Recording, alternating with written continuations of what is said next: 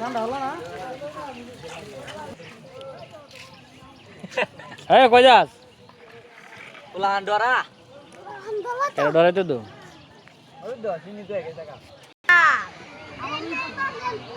আবুলাল বুকিলাল গন্ডার বাসলাল রান্না খাই তো দেখা নো বড় টুমাটা খাও মেলা বড় বাবুর্চি সাহেব আপনি যে পাকটা করছেন সেই রকম সুস্বাদু হয়েছে শুধু কোনো ব্যক্তির পাকের দরকার বাবুর্চির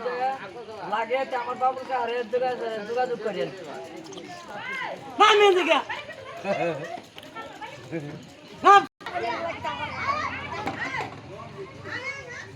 সমাজ হলে বাইরে খাওয়াইতেছে মিষ্টি ইয়া কিছু রে